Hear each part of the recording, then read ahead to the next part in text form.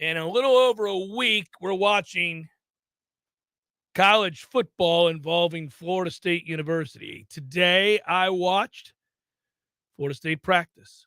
I'll tell you this much. The heat and the intensity and the focus of one Mike Norvell can be felt by all at those practices, as it should be. A sense of urgency. And I think that coaches and players understand that they had best be locked in when practices start. That message has been resonating segment to segment, period to period at these practices. I don't think he'd mind me saying that, but there's a level of intensity that has certainly been ratcheted up, and it's fun to watch. It's fun to watch. It should be, because honestly, it's go time. Today was a day that they treated like a Tuesday of game week. Mike Norvell said that at the end of practice today when he addressed us. He said that we implemented the first game week Tuesday. I wanted guys to get a feel of what that's going to look like, what that's going to feel like, how they need to prepare, what they need to focus on. And, you know, when you start doing game week stuff, it's everything from how you're getting guys on and off the field and the manner with which substitutions take place. And really, it's a bunch of attention to detail, because you are not only installing, but you are getting your personnel to understand the pace with which things have to happen, the verbiage that they need to be alert to. And I think everything in between, obviously. And we're talking about now the attention to detail of a game, and he wanted to replicate that. We've said since he arrived that it was abundantly clear that Mike would not lose his job for lack of attention to detail. He could lose it for other reasons. And there are very few coaches that are perfect at everything. So there's always, even the best coaches, there's always something that you could look to in retrospect if things didn't work and say, I bet they wish they had this to do over again. Or I bet they wish they had done or chosen a different path with this personnel or this segment group or whatever it might be. But they also always have their strengths, and those become abundantly clear if you're lucky enough to cover practice, and we are. And so early on, I think we all saw that Mike was never going to lose his job because he wasn't prepared, that he wasn't paying attention to the details. That was never going to be the case. And that is the case most assuredly now. And I think there's a little added emphasis, a little more oomph. How could there not be? How could there not be? This is a place that hasn't seen a winning season in a handful of years. There's no way that you could look at this season the way you look at the season before, the season before. When you arrive and you inherit a nightmare, a lot of what you're doing is built around cleanup and repair. It is instilling a way of doing things. It is messaging. It is ridding yourself of toxins. It is all of that stuff, right? But at some point, that has to turn into and translate to, obviously, not only an upgrade of talent through recruiting, but wins on the field. And the wins on the field are the thing. They're the everything. And now I think certainly everybody expects that, knows that it has to happen, because without it, you cannot improve the other facet of your program that has to get better. And that is recruiting. Without the wins, the recruiting will stagnate even more than it has already, and you will not have a chance to see it through. And he's going to want to see it through. And I'll tell you a lot of reasons why besides money. There's been a lot of an investment of emotion. I should say there's been an investment of emotion and time and energy and focus and all that. And I've said before, I think it comes from a good place. He was raised by football, a single mom in football, right? That's him. That's who he is. He gets the importance of football to these young men and how it can transform their lives and all that. So he wants that to happen. He wants to be there for that, wants to see it through. And you get paid a lot of money. The longer you keep that job, the more money you make. That's all well and good. But he's also done a good job, and Tom brings this up often, and I think he's right about this, certainly. Because they've had to swim in a certain pool. They've had to swim in a pool of players that don't reside in the richest neighborhoods of talent, but rather the group just below that. They've had to identify the up-and-coming 3-star that will be a 4-star, the low-level 4-star that could become a 5-star, the guy that fits the system well and is willing to put in the work and has the right frame and energy and focus and can affect his fellow players of that group in a positive manner, right? They've had to find those guys, and they've done a good job of that. In particular, where they've done a good job of that is this offensive line. And when I watched, and I did very closely today, when I watched the intensity of those one-on-one battles between the offensive line and the defensive line, and then when they go 11 on 11 and 7 on 7, when you watch that and you go player to player, backup to backup, you have a lot of reasons to be very excited. And Mike's going to want to see that play through. I promise you that, because he's got some hosses at that position. And he hasn't, not to this degree, certainly, at any point since he's arrived. This is the first year where that is abundantly clear, that the starter is better, that he's capable, not elite, but capable. But the backup's potential is much greater than that of the starter. They're just not ready. They need another year to get bigger and stronger and understand it, right, and work together. But if you can get to that place, if you can make it last long enough that you can see their careers into their juniors and senior seasons, they're going to have a lot up front to be excited about and to change the dynamic of their offense with and to win a lot of football games. And that stood out again today, and it really has the entirety of this camp. I think that's the takeaway for me, is that group is finally on the cusp of being something more than serviceable, something that is better than average. I don't know that they're better than average this year. They're probably not. And by the way, don't overlook that. If they are average this year, it'll be the first year they've been that since he's arrived. It'll be the first year they've been that dating back 5-6 years ago. They haven't been capable of even reaching the descriptor of average. And I think this year they can be average, but they can be good next year. They can be very good in 2 years. I think you agree with me on that. They've got guys there, finally. They do, and I think they've already got a couple of options to be their 7th or 8th offensive lineman. The question is, when we get to November, do you have 10? Is it to a point where a couple of the young bucks are ready to go and they've gotten the training and they understand the speed and the processing of the game is not too fast for them at moments. Their technique can hold. Even though their mind is going faster, their technique holds where it needs to, because that's where a lot of these guys that are on campus right now can already complete the assignment one time. But then you get an adjustment, or then it's rep after rep after rep, and you're running at a different speed than you're used to. Mm-hmm. Can you do it 5 out of 6? Can you do it 9 out of 10? It's too much right now. In November, maybe it might be. Maybe it might be 9 out of 10. I think you're happy with what you got. Yeah, I would say August of next year is the goal for those guys. Well, most of them, but I think 1 or 2 might be able to speed up like Charlton, I think, and Armella specifically.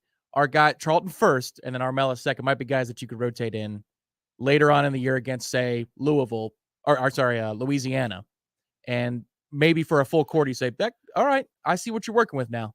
Yeah, I don't know that you could do it this soon, no matter the opponent. Right. No matter the opponent. Yeah. But in November against a lesser opponent, you might be able to rotate a guy in, keep the shirt, and say, look at this. This is what we got coming next. Yeah, and you're right. Keep the shirt is the key. Like, you don't play him any more than the 4 games that you're allotted. And if you wanted to give him a lot of reps, you would hope it would be in the second half of a game like that against Louisiana.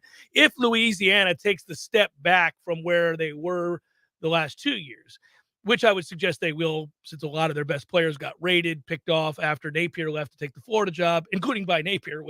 But Texas took a couple. LSU took one that's a really good player. So a lot of the guys have been picked off. So if they are down and Florida State's up big and you could do that, yeah, sure, I'm with you. Even Syracuse, to a degree. I think, again, but you got to be in position to be winning by a lot in those games. So that would also mean that a lot of other things are going right and we're smiling to begin with.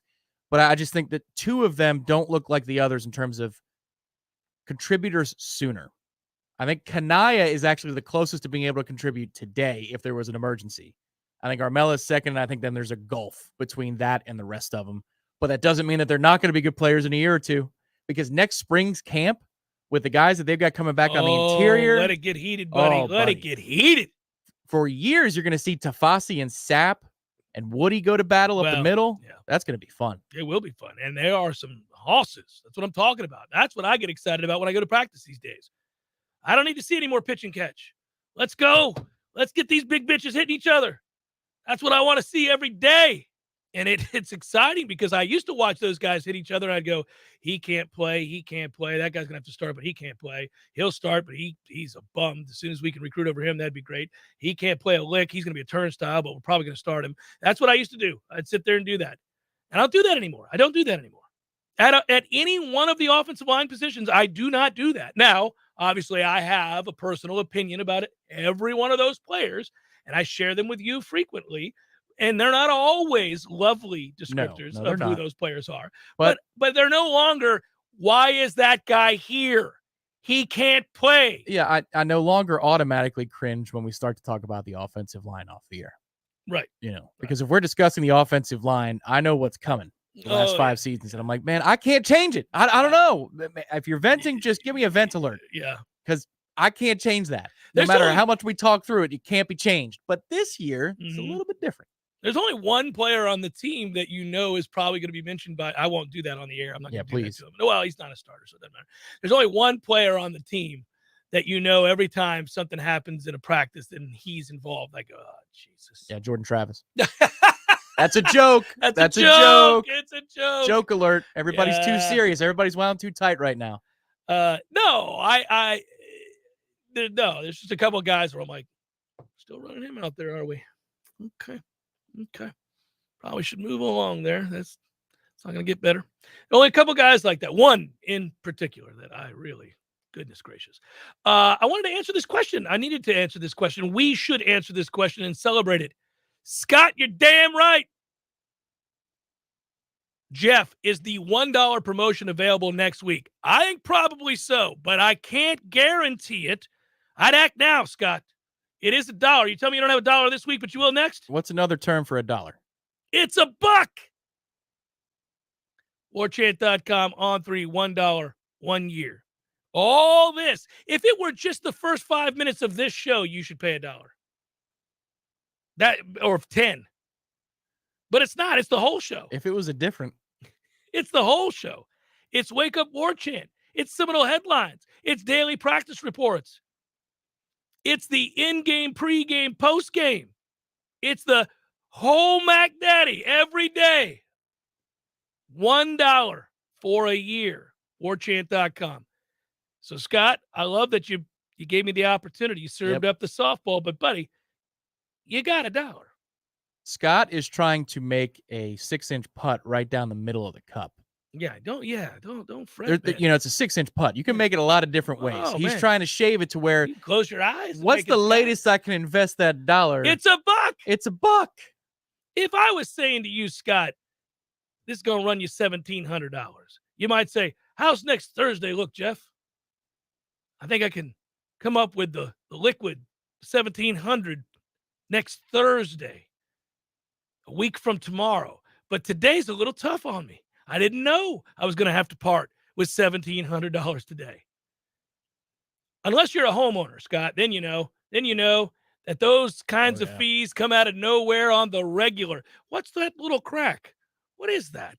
I should have somebody come out and look at that. In the back of your mind, all you hear is the house genie going, ha, ha, ha, you sorry bastard, I got you. It's going to be $16,000. That's what that crack represents. It represents the $16,000 that you're going to have to part with tomorrow when you bring that so-called expert out here. That's what owning a house is. And we're looking for one. We need $1 out of that $16,000. 1/16,000th for a year. So quick on the math, Tom. It's crazy. It's the Jeff Cameron Show, 93.3. Such. 93.3 Real Talk Radio. Warchant TV. Football at El Jalisco, football at El Jalisco, what a combination. It's a great big celebration. It's football at El Jalisco. I can dig it. Who's playing? Oh, man, everybody. The ACC, the SEC, all the C's, and even the pros. The Bucks, the Steelers, the Giants, the Cowboys. Wow, far out. You bet, man. When the game is on, it's on at El Jalisco with incredible specials on everything from frosty cervezas to salty margaritas. Does Margarita know? Dios mío, not again. The best place to watch the game is El Jalisco. College, pros, Monday night, Thursday night, you name it, El Jalisco is football headquarters. And with 5 Tallahassee area locations, there's probably an El Jalisco right around the corner right now. Hey, no fans, our partner ISF Inc. is a national management and IT consulting firm located right here in Tallahassee, Florida, solving the future for state governments through strategy, process, and technology. As a trusted advisor for state governments, ISF knows the importance of defining a clear and detailed strategy. Our friends at ISF can help your organization create a strategy that sets you on a path to success. ISF, your vision plus our expertise brings your brilliant ideas to life. Visit ISF.com to learn more. ISF, solving the future. A lifelong Florida farmer, Wilton Simpson, is ready to be Florida's next Commissioner of Agriculture. A devoted husband, father, and grandfather, Wilton Simpson grew up on his family's chicken farm in Trilby. One of us, Wilton shares our conservative values and, like any farmer, believes in working sun up to sundown. And Wilton's brought that same farmer's work ethic to Tallahassee as state Senate president. Simpsons fought to cut taxes for Florida families and fought for parents to have a say in their children's education. 100% pro-life, endorsed by the NRA for defending our Second Amendment rights. Wilton knows we have to crack down on illegal immigration. And Wilton Simpson has the complete and total endorsement of his friend and ally, Governor Ron DeSantis. In the Republican primary on August 23rd, vote for conservative farmer Wilton Simpson for Florida Commissioner of Agriculture. Paid political advertisement paid for by RSLC Florida IEPAC, P.O. Box 772516, Miami, Florida 33177, independently of any candidate or committee. Summertime is color time. This summer, why not spend your time off with a home improvement project? You can use this time to try one of the most popular DIY projects, painting. And you can find your favorite color with one of America's most popular paints, Benjamin Moore. Shop for all the best paint colors and paint supplies at Epps Decorating Center with 2 convenient locations in town. Find out more online at epsdecorating.com. Barry knows cool. He's keeping you comfortable. This is Kyle, Service Manager from Barano Heating and Air. Schedule an appointment from your mobile device to learn about our Total Comfort Service Program. With guaranteed same-day service, 15% off necessary repairs, and $25 Berry Bucks to use towards air filters and other products. Turn to the experts at Carrier and Barano Heating and Air. Any day, anytime, anywhere. Online at baranoac.com. Florida license CAC 1816-186. We all want more energy, more strength, more results. Well, welcome to Orange Theory Fitness as you take a step towards feeling more alive today. Backed by science, Orange Theory's heart rate monitored workout is scientifically designed to keep heart rates in a target zone, spiking metabolism and increasing energy. Orange Theory Fitness is a one-of-a-kind group personal training workout resulting in more energy, visible toning, and extra calorie burn for up to 36 hours. Experience a more vibrant life today with Orange Theory Fitness. To find out more, go to orangetheoryfitness.com. The Jeff Cameron Show, brought to you by Orange Theory Fitness. 2 Tallahassee locations, Midtown on Thomasville Road and Northside in the Village Common Shopping Center. Online at orangetheoryfitness.com.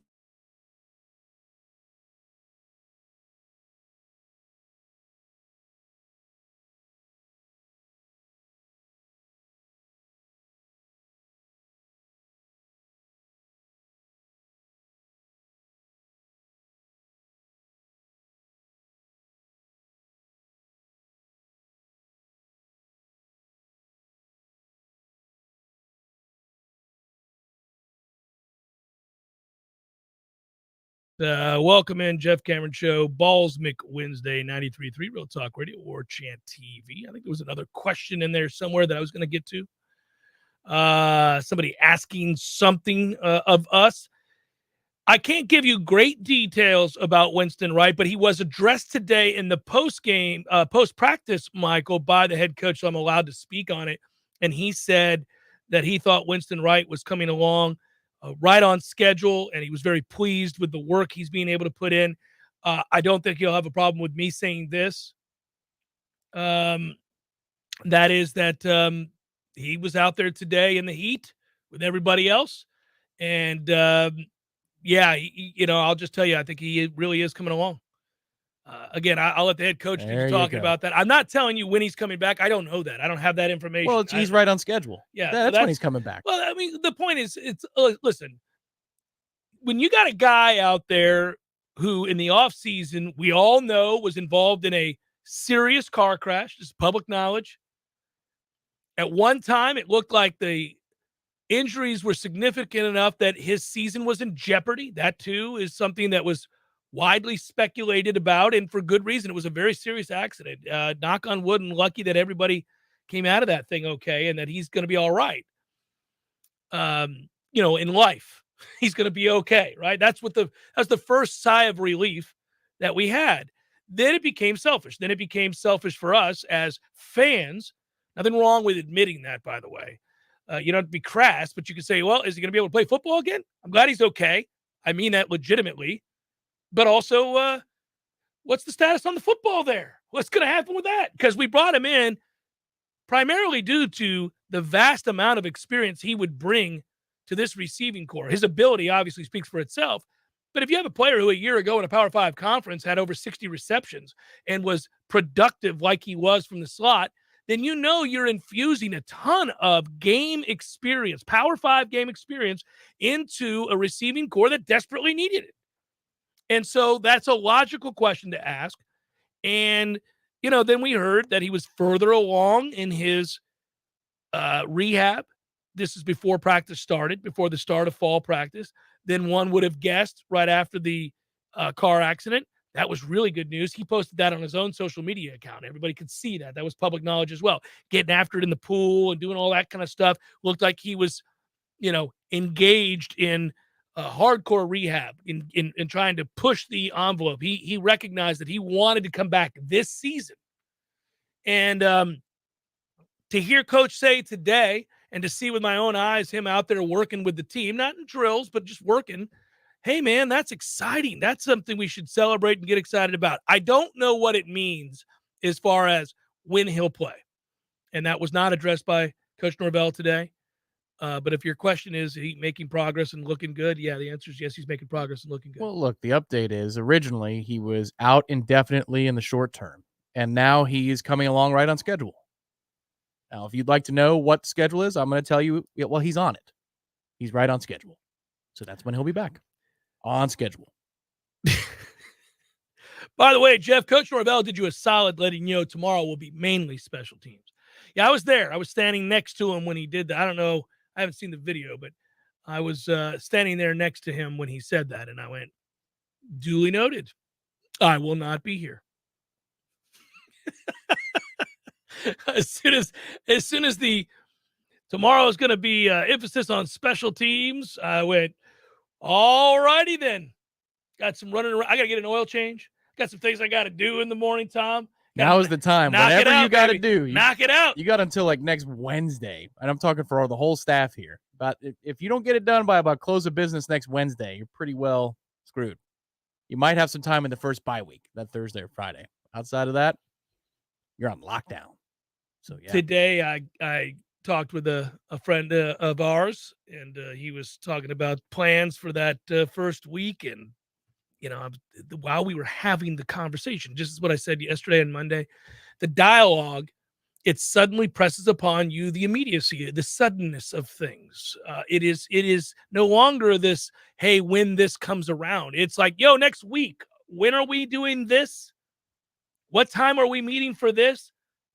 When we go to Hotel Indigo to set up cameras, speakers, the table from which we'll be sitting and broadcasting from, overlooking Doak Campbell Stadium, the food arrangement, the beverages, man, all that stuff, like standing there doing that with them and walking through that as you and I did this week, and then having another conversation about what other stuff we want, the happy hour shows that Corey and I are going to be doing from Corner Pocket on Fridays, the home weeks, all that stuff. It's like, this is it. It's on. Yeah, it's next Thursday. We're going to do a test run, so that'll be fun over at Hotel Indigo in preparation for Warchant Game Day presented by Zaxby's, because they've got the whole thing. We're going to roll it out. We're going to do all the announcements, folks. You're going to be covered. Jeff has already told you when we do the Buck promo. Yeah. But it's pregame, in-game, postgame. It's all of it. Every game day. But we got to go through our setup next Thursday from the rooftop at Hotel Indigo overlooking Doak Campbell It's a Stadium. good thing. It's a gonna fun be setup. That's a fun mock video or mock segment to do. And it might just be good enough that it's not mock at all. It's real. And you might see it. That's possible. That's 1 week from tomorrow we're doing that? Yeah, that's correct.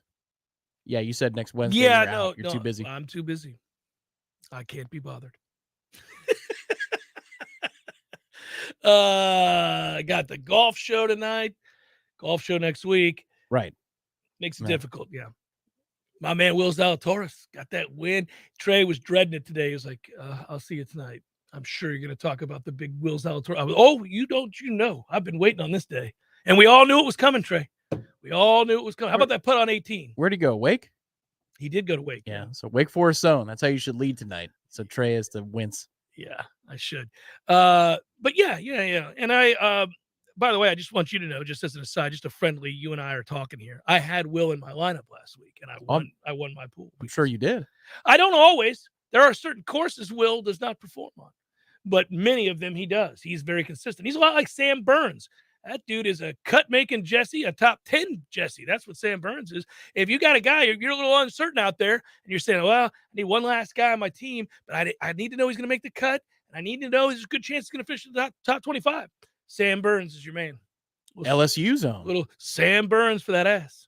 That's always a good pick. Anyhow, that's an aside. I was trying to get to as many of these as possible because people are excited, and it's fair game out here today to talk about what we're seeing and having fun with this. All right. It is. Got some questions? You fire away. Fire away. Have some fun with it. No, fire it away in the chat.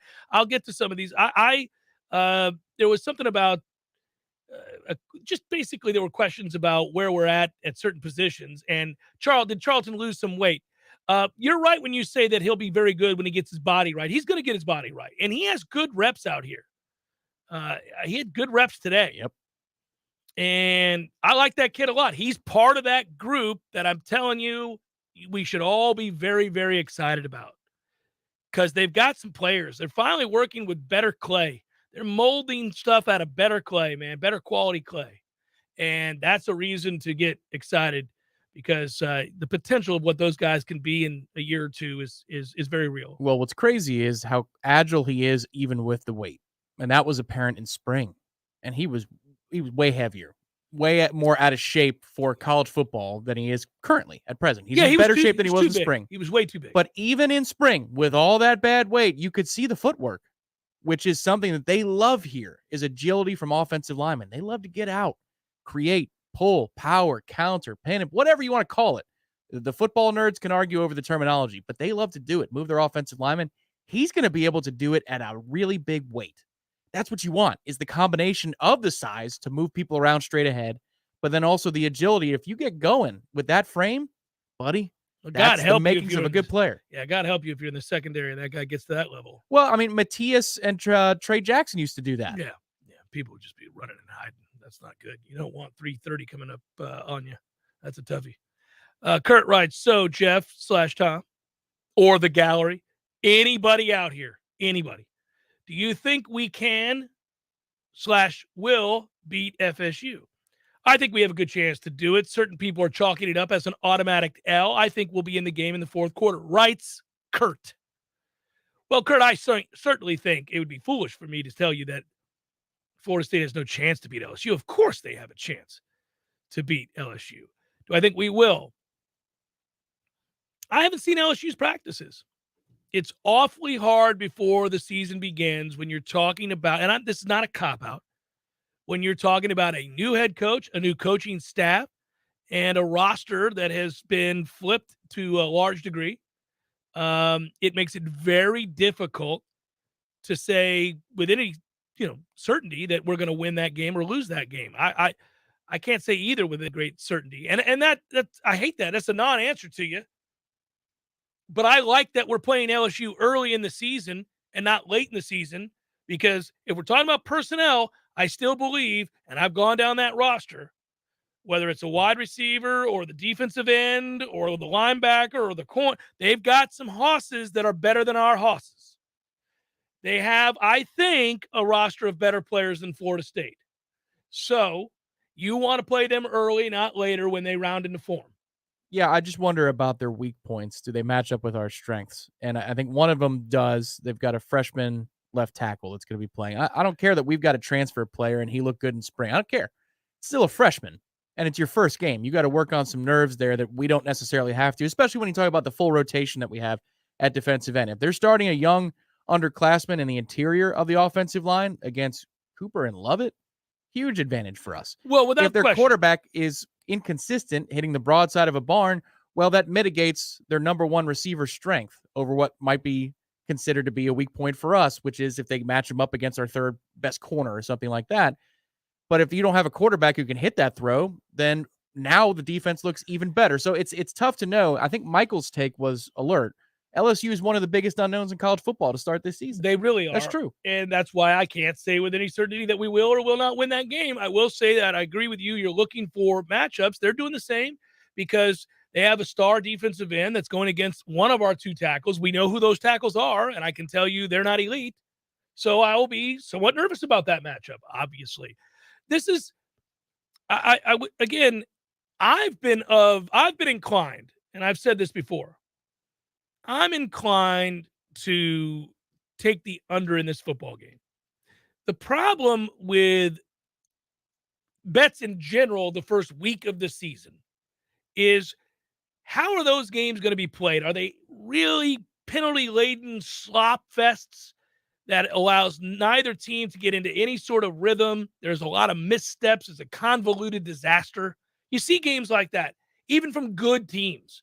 Like I would argue because the talent was sizable on defense for both teams last year, the Georgia-Clemson game was unwatchable. A lot of that was terrible offense. Yeah. Of course, there were elite defenses on the field. But as the year went on, while we recognized that Georgia was going to get better and better offensively to go along with that defense, Clemson, you assumed, would have done the same. We thought. Little did we know the answer to that was no, they're not. They're not going to get better. The kid at quarterback's not going to get better when he sees teams defensively that aren't as good as Georgia. How are you supposed to know that? Because the only time you'd seen DJ, he lit it up against Notre Dame in a huge game. So you had no reason to think he was going to suck. There was no reason to think that. But you can't know that first week of the season. It's very, very difficult. You can look at draftable personnel. You can project based on the makeup of a roster, 4 and 5 stars as opposed to 2 and 3 stars, that somebody has more talent than the other. But until these things gel and you begin to notice it in week 2, week 3, it's hard to get a read on teams. So that's why I have a hard time answering that question. I don't think that there's an appreciable difference in week 1, if you will, of the season between Florida State and LSU. I don't think it's that significant. Right. Yeah. I think, yes, if they've got a talent edge, and you're saying unequivocally they do, it's mitigated by the fact that they're trying to break in a whole bunch of new philosophies. Mm-hmm. And I agree with that. I think the upper limit of what LSU is not as far out of reach as it used to be for Florida State right now, because this roster is more solid. I don't know that we have a ton of standouts and playmakers. For example, ESPN today released their top 100 college football players in the country. Florida State doesn't have one of them. We don't have one top 100 player in the country on that list. Now, that's one outlet's opinion, but whether or not you agree with that, you've got a lot of solid players. It's no longer you've got one dude or two dudes, and then the rest of it is you better hope that they don't get hurt. They're more solid across the board, and that's what their identity is going to have to be this year. I don't think it's going to be about trying to win awards at the college football award show later in the year in December. No, there's not. On the surface, there's not one of those players that you say, oh, that guy is a game changer. That guy is one of the most electric players in college football. On the surface, There's really nobody like that on this team. Fabian or Coop, I think, are your candidates to make that list. But I don't know. Again, I don't even know that they're well known enough within the ESPN ranks to be put in the top 100. But I mean, if you're going to rank our best player, who is our best player? Is it Fabian? Probably. I think Fabian's probably the best player. I mean, if you're talking about the degree to which you would rank him within that segment group, like, I don't mean just here, I mean in the ACC. Right. So like Fabian Lovett, it would surprise nobody if Fabian Lovett's a first team all defensive tackle. I mean, first team ACC defensive tackle. If he is that, you would not be surprised. You go, okay, now Clemson's got a guy that will win that award. Yeah. Yes. There are others that probably are favored above Durden him. is going to be in there. Of course, and he could have been here. But the point is, it would not. He's that kind of talented that you wouldn't be like, oh, really? Fabian Lovett? What a turnaround. Nobody would say that because he's good. He's legitimately good. Upper echelon. I don't know that there's anybody else that I would look to. Trey Benson, if he's healthy and ready to roll and as explosive as we've seen him be, they're going to share so many carries in that backfield because they have some depth there that is really a good situation. So I don't know that he could be a guy in that way. Like, is he going to do better than Will Shipley is? Probably not. If you're talking about all conference, I mean, Jamie could if he has turnovers to go with the tackle count. But He I don't know. certainly Tatum could. Bethune might have a ton of tackles because he is now on the roster. And so, therefore, a lot of those tackles around the line of scrimmage are 15s and not 10s anymore. I prefer not to see a safety lead the team in tackles. That's just me. I don't think it's a great sign. Even in the era of hybrid defenders, I would rather have a linebacker lead the team in tackles, but maybe Tatum could be that guy. Tatum Bethune might. He's an uber productive linebacker. He's going to amass numbers. He's got great instincts. He's fast for his size. He's thorough. He's complete as a player. And what I'm saying, like if you look at technique, you look at the understanding of the position, then you look at the physicality to go along with. Yeah, he's got all that. Look, Wyatt Rector is not going to win, a track meet. No, but he's not slow. He's not going to win any awards either. No. But it's a Tatum Bethune point. Okay. I'm not putting him in this list. No. I'm going to stop you before you get started. Yeah. So yesterday there was a situation, I'll keep it general, in which Tatum just doesn't have the angle to cover Rector. It's just the way that the whole drill was set up. And my man hawks him down in a way that is really impressive. And yes, I'm a little bit biased because they were running towards the sideline that I was standing on. So therefore you feel it more than you would if you were up at Hauser. Yeah. But I was just so impressed because I went back and they did have the screen and I could see how far away was this player when the ball was being caught. The closing speed of 15. We talk about the suddenness around the line of scrimmage. I don't know how he's going to cover a slot receiver if they isolate a matchup or a running back. That's a really hard matchup for any linebacker. But the closing speed of 15 is something that I'm starting to gain a more appreciation for. And that could be something that leads to tackle counts in the dozens, for each game, somewhere in that range, dozen to teens, that see him 110 tackles after the season's over. And if you rack up enough of those with a couple fumble recoveries or an interception, now you're talking about second team All-ACC or first team All-ACC kind of honors. Jennifer, that's a good question. I don't know. That's a way to put us on the spot. I like that. Let me think about it during the break. Josh Farmer. Really? I mean, you gonna say that? Okay. Well, we'll answer it when we come back. But I like your question. I do. Now you got me thinking through the break. But before we go to that break, you should know about Orange Theory Fitness, scientifically backed and proven to work. Interval training is what they use at Florida State and other places for off-season conditioning. Certainly, you get your heart rate way up, then you bring it back down, then you push and pace and fast and all outs and all that good stuff. I also have the weights there too for those that want to get after it. Of course, I love the rowing because that's full body workout as well. So it is that I tell you, Orange Theory Fitness, 2 locales. First workout's always free. Go find out for yourself. You don't have to just trust me. Get in there. They are more than helpful. They'll thoroughly explain everything that they do, how they do it. You sign up, and when you get that heart rate monitor, that first month is free. So get after it. You're going to want that. It's a great workout, and it leads to more energy, more life, as they like to say on a daily basis. That's important. We all want that. We're all busy people. It's a good way to stay in shape during the heavy season. It is about to be the heavy season, guys. You know how it gets when it gets dark early and the beers are flowing because the games are plenty. You're going to need that balancing act. Orange Theory Fitness could be that for you as well. 2 locations, one in Midtown and one on the north side, right over there by Fresh Market. It's Jeff Cameron Show, 93.3 Real Talk Radio, Warchant TV. Your local news now. It crashed along I-10 in Tallahassee Snorrell traffic during rush hour yesterday afternoon, closing westbound lanes for nearly an hour. The Florida Highway Patrol responded to the call just after 4:30 near mile marker 200 between the Thomasville Road and North Monroe interchanges. An SUV went off the highway and into the trees, then caught on fire. One person was injured, and a survival flight from Tallahassee Memorial Hospital was at the scene. The victim is being flown to Shands Hospital in Gainesville. No further information was released. The ACLU is suing the Leon County Clerk of Courts for enforcing a Florida law that withholds bail money paid on behalf of those under arrest. The ACLU brought the lawsuit on behalf of a group called the Tallahassee Bail Fund that puts up money for people who wouldn't otherwise be able to afford it. The lawsuit alleges the Clerk of Courts is using the statute to keep that money to pay for fines and fees the person may owe, and it is oftentimes unrelated to their arrest. This is Rachel Lene with Real Talk 93.3 Local News Update, brought to you by Macklemore Systems, Tallahassee's go-to Mac store. Check them out online at MacklemoreSystems.com. This is meteorologist Paul Trombley with your Real Talk 93.3 weather update. Sunshine mixed with clouds at times this afternoon with a chance for scattered thunderstorms. High temperatures reach up to 94. Northwesterly winds 5 to 10 miles per hour. Chance for scattered thunderstorms tonight. Lows dip down to about 73. Mainly cloudy skies. Scattered thunderstorms likely tomorrow. Highs level off around 90. Cloudy skies expected. This report is brought to you by the Lawn Johns. For all your landscaping and lawn care needs, visit thelawnjohns.com. Right now, 95. If you're a business owner of any kind, you need advanced fire protection services. We are AFPS, and we provide high-quality life safety services throughout Northwest Florida, and we've been doing it since 1989, with offices now in Tallahassee. Fire sprinklers, fire alarms, fire extinguishers, hood suppression systems, and emergency exit lights. For all of your life safety equipment, we've got you covered 24/7. We are Advanced Fire Protection Services. For a free life safety system evaluation, visit WeSaveLives.com. That's WeSaveLives.com. Well. Hey, Jeff, look at this place. Yeah. Well, doing well. It's been a while since I've seen you, brother, but, it hasn't been a while since I've been over to Gordo's. I go there on the regular because of you, Eddie.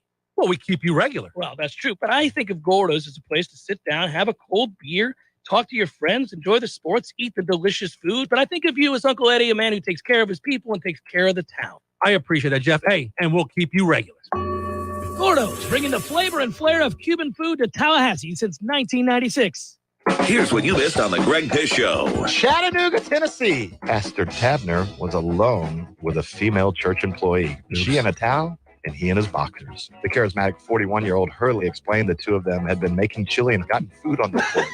With the hot dogs that they were making, we are hoping that the pastor used the right condiments. I think there was at least one hot dog involved. I don't know what you're talking about. We were just making chili dogs. The Greg Tish Show, Monday through Friday, 6 to 9 a.m., only on Real Talk 93.3. The Jeff Cameron Show is a production of the Warchant.com Multimedia Network. Check out Warchant.com today for the latest news inside Florida State athletics. That's Warchant.com. Now, back to Jeff on Real Talk 93.3.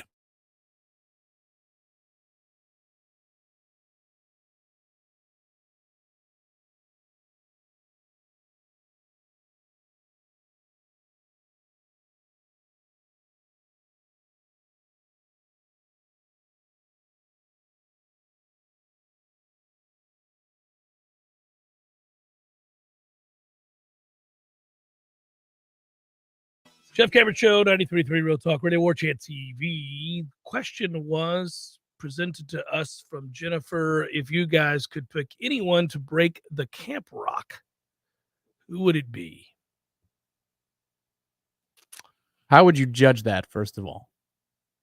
Is it best player going into the season? Is it the person who exceeded your expectations, most consistent player every day?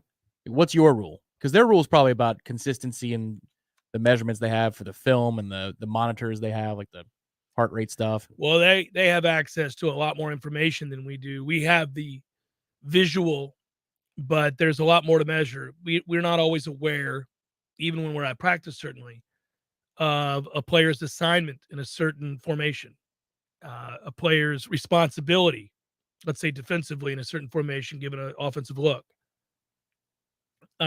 Safety play is pretty intricate, by the way. I know that. And there are things you're asked to do that just visually off to the side, based on what the offense lines up in, especially in modern offenses, that, on the surface, we may look at it and say he made a mistake and we could be wrong. So that's hard because I don't know what everybody's assignment is. And then, like you said, the instrumentation, they can go back and look. Mike brought it up today after practice and said that he was very impressed that yesterday, for as much as they've been, I sent that to you. Read it later. It's good.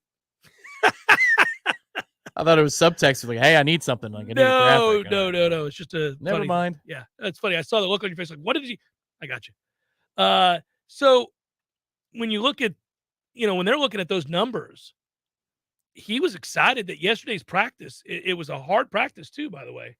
That there were guys reaching numbers that they hadn't reached, or that they were their top numbers, even at this late date. So they are looking at that very closely to see who's busting their hump, who isn't, who's working to get better, who is getting better, et cetera, et cetera. It's a hard answer because I would likely try to marry a combination of who's a player that has put in the effort, that has come the furthest, who's put in the work to put themselves in a position to be a huge contributor, but that other players have seen really take on the responsibility and the work ethic and all that requires, and then had it translate on the field. Because other people were watching very closely when you make a pick like that. Who do you want to be the leader of your team? Oh, that's a different question, I think. It is, but I'm saying some people would look at it that way. Like, let's pick the guy that's going to be the unquestioned leader of this team. Well, in that case, a lot of people would tell you to pick Jordan Travis. I wouldn't. I think I would take Fabian. That's a stunner. I think I'd take Fabian Lovett, who every day brings it. Yeah. And dominates and loves to play, has a ton of energy, gets guys hyped. So, for example, there's another guy who fits that bill, but there's no way I'd let him break the rock, and that's Jared Verse. No chance he breaks the rock. I don't think he's been as consistent as some of the other names that you've mentioned so far, and some of the other guys that we could mention. I initially said Josh Farmer. I might stick with that pick, in fact, because coming out of spring, I thought Malcolm Ray was without a doubt the third defensive end in the rotation because Malcolm was really good in spring. Well, Farmer's done that in the fall camp. I mean, he has had, because I'm biased because I don't see a ton of 7-on-7 work. So if there's a corner that's come on or something like that, there isn't. I'm not going to know. There isn't. I go over where the trenches are. But 44 every day. So I have a little system with like checks and signs and stuff, but I put an asterisk next to whoever has a really good rep. And there could be 5 in a row. If you have 5 amazing things in a row happen for 5 different players, then fine. But 44 always, it seems like every day, gets that mark. Fabian does too, but I don't think they're working him as hard. I think that's fair to say. Well, they know. They know what they have in him. But if you're talking about maybe the best rep for any lineman, offensive or defensive, in a given day, Fabian is minus money if you have a prop bet for him, if you got a board. But Farmer has been consistent. Every day I do that. 44 is in there, winning reps, and a lot of times winning them impressively. So he might be the guy. And he could be your third defensive tackle this year in terms of production and wow factor. Hopefully Malcolm Ray bounces back and it's neck and neck, but I thought Farmer's come a long way this camp. I think offensively, I would probably look to Dylan Gibbons. Works hard every practice, plays with a ton of energy, cares deeply, says and does all the right things. You don't notice him a lot in 11-on-11, which means it means he's doing his job. Yeah. So maybe Dylan Gibbons there on offense, and then defensively, I would go with Fabian Lovett. I think that's my guy. Him or Tatum Bethune, but probably Fabian. He's been here longer and done it, a little bit. I don't know. I'd go Fabian. And then the underachiever on the offensive line or maybe below the radar for me is Estes. I think you might agree with that. Well, I'm a big Estes fan, and so are you. And so, yeah, absolutely. He's done a good job. He may end up demanding that you play him. Mark seems to think that judging what Norvell said yesterday, it would be Toafili. No chance. 0 chance it would be Toafili. If they did that, that's a mistake. All right. That'd be asinine. He's had a good camp. He's had a good camp. Yeah. I'm not allowed to say anything else. It's whatever. No chance that Toafili would break the rock. Well, Mark, I hope you enjoy those Cheerios before Jeff filled it up with something else. Mark, I'm trying to give you the real, man. I mean, who are we kidding? Really? I think he's improved. Oh, okay. He'll make some plays this year that he didn't last year, and you say, "Oh, I didn't know he had that." I'm not telling you he's a bad player. I'm just, come on, man. What are we talking about here? You make it sound like he's a bad player. When you're saying no chance, it sounds like he's had a rotten camp. Mike's lying through his teeth. He stinks. Toafili's had a fine camp. There we go. All right. He's had a fine camp. We got goalposts now of where this is, where the reality is. I mean, come on, it makes you laugh. I mean, when he says, "You make me laugh," that's just ridiculous. Oh. And I'm not making fun of you, Mark. I'm making fun of Mike Norvell, who I love. But I mean, come on, Lawrence Toafili. I would name 17 players before I'd get to him about breaking that rock. 17, maybe more. Well, since you're already in an ornery state, where do you think the tight end room stands right now against your expectations? Because I think there's actually room to say, it's not the worst. It's not as bad as I thought it was going to be. That's how I feel. It's not as bad as I thought it was going to be. No? Okay. Who do you think who are they turning to? I think Marquiston has more to his game that's suited for and ready for an actual ACC football game now than I thought he had in him. Okay, we agree. I think the tight end room is not good, but he has been a pleasant surprise in that room. But well, before the preseason started, it was none of these guys should be on Scally at Florida State. I believe that was your take somewhere in there. It's not verbatim. Yeah, my take was none of these guys should be on scholarship at Florida State. Okay. It was pretty close to my take. Yeah, okay. Yeah. Well, there are a couple of guys that look like, you know what? They kind of belong. And 85 is one of those dudes. I will tell you that I'm very impressed with the work to change who he is completely as a football player with Wyatt Rector. There's he is a legitimate tight end. Oh, all right. A legitimate one. He's as in he was a quarterback that came here, and then he's turned into a tight end, and he can actually do things that tight ends do. It's not like Tim Tebow's sorry ass when he tried to play tight end and couldn't do anything that a tight end does. Nothing. So has he earned couldn't a scholarship? Block, couldn't run routes, couldn't catch, couldn't do anything that a tight end would be asked to do. Wyatt Rector can do those things. Has he earned a scholarship in your eyes, even though he already had one? Yeah. But it's not a great room. Hour number 2, forthcoming. Stay with.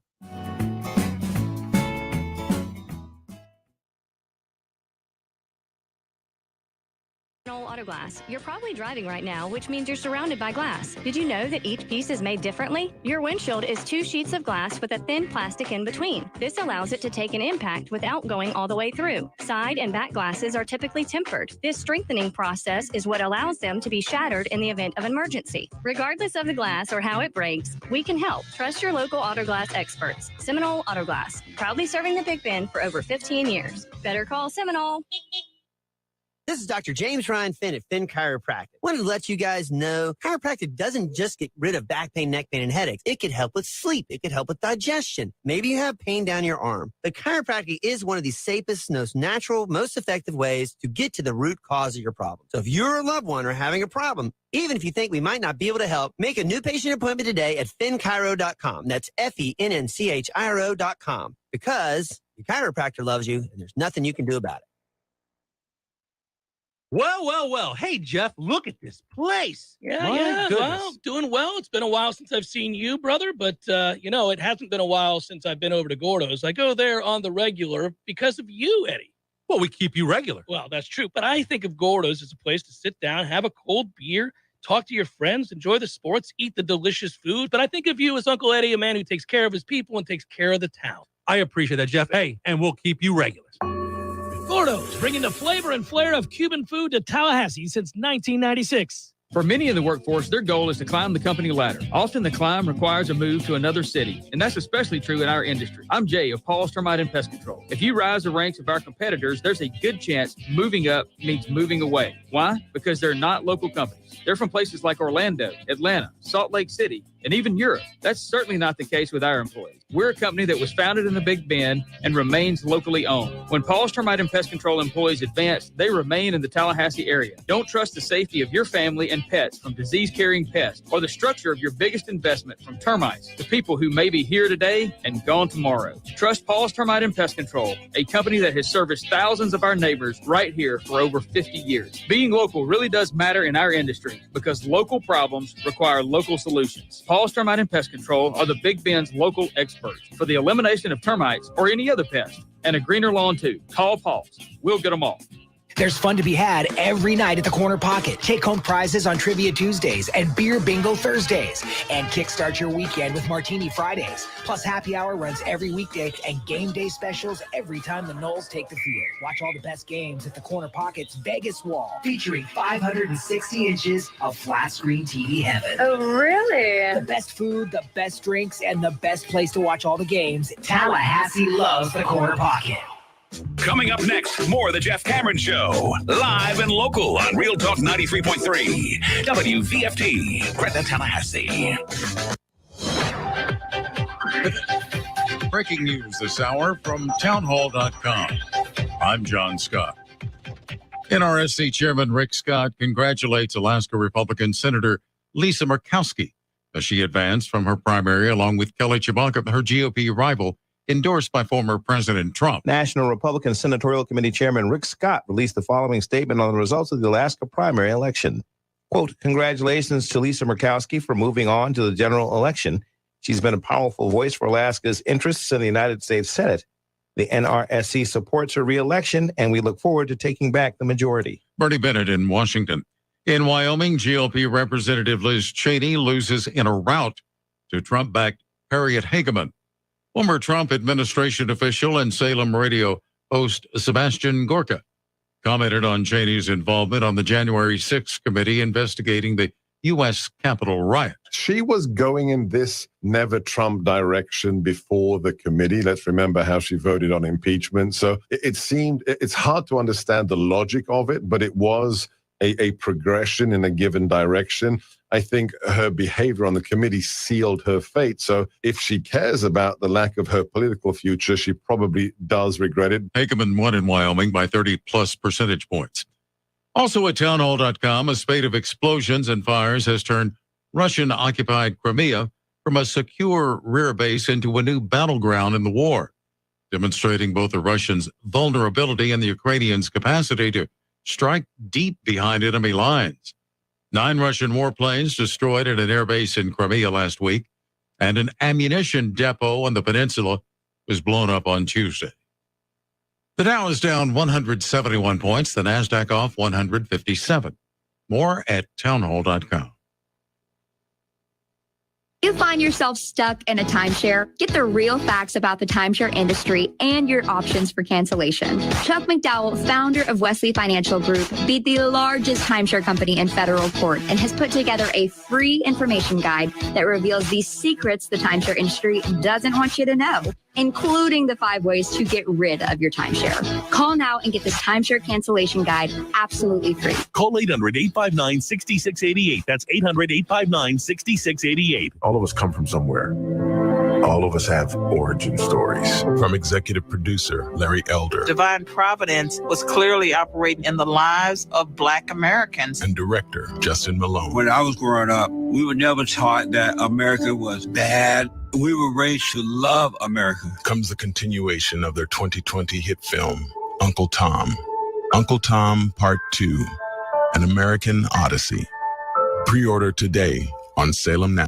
Wooden Glass has been taking care of families since 1945. Experienced, reliable professionals who offer only the best, like Widden's top-of-the-line bath enclosures. Eye-catching storefronts are a specialty at Wooden Glass, and they provide precise installation. Wooden Glass, Tallahassee's first family in glass.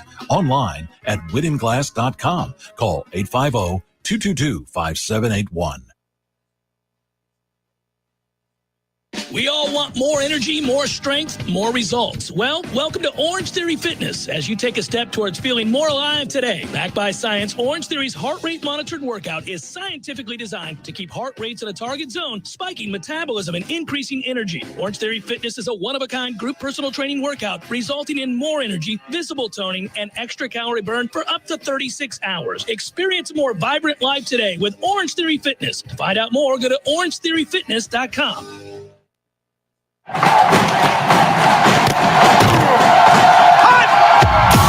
Broadcasting live from Florida's capital city, this is the Jeff Cameron Show, brought to you by Orange Theory Fitness on Real Talk 93.3. Now, stop what you're doing and listen closely. It's time for the Jeff Cameron Show in 5, 4, 3, 2, 1.